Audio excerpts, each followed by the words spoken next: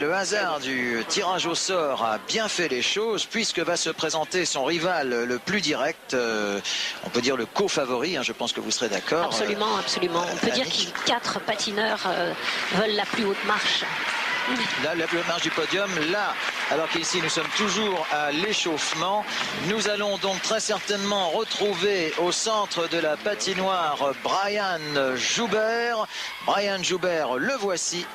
Brian Joubert, donc 3e du championnat d'Europe à Lausanne en 2002. Et puis vainqueur, faut-il le rappeler, du Skate America. Ça, Annick, c'est vraiment une performance remarquable pour le patinage français. Oui, on a tendance à dire, beaucoup de personnes se posaient à tort des questions en se disant comment les patineurs français vont être reçus aux États-Unis. Eh bien, on a eu la réponse dès le début de la saison, puisque vraiment un patineur français qui va gagner aux États-Unis la compétition phare américaine, c'est-à-dire le Skate America, ça ne s'était jamais vu avant et Brian l'a fait pour la première fois et brillamment. Alors qu'ici, on a vu très brièvement la juge française Anne Hardy faire des grands gestes et que Brian, en route vers les étoiles, ne devrait donc pas tarder à commencer sa chorégraphie.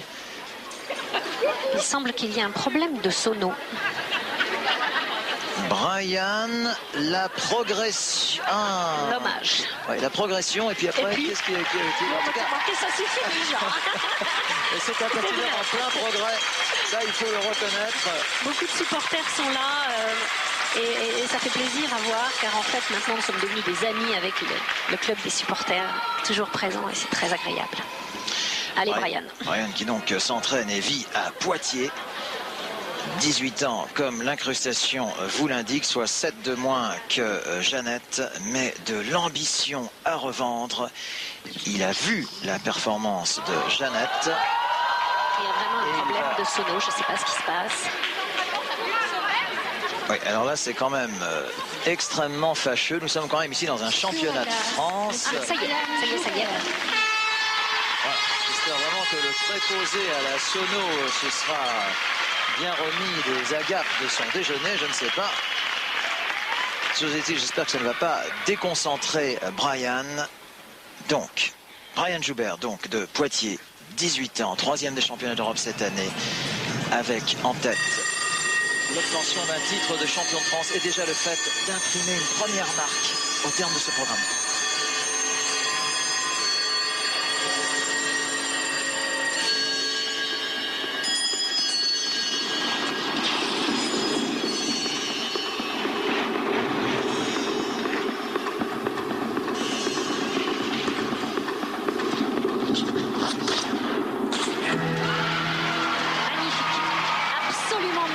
Combinaison quadruple, triple, superbe.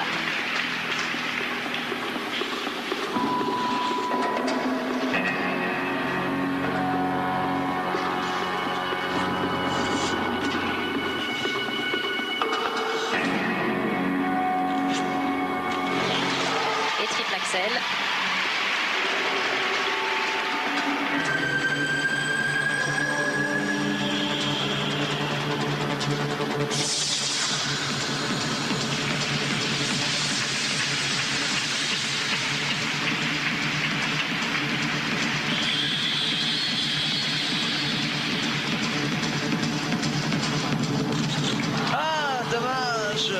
Ça, vraiment, c'est dommage. Il a fait le plus dur et malheureusement cette chute sur le flip.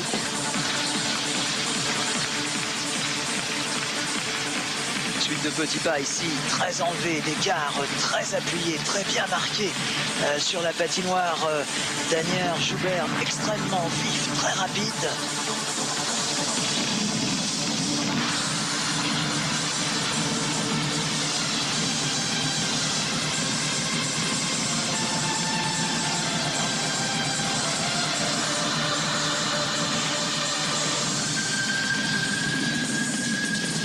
Regardez ce pas comme il est beau. Ça, c'est magnifique.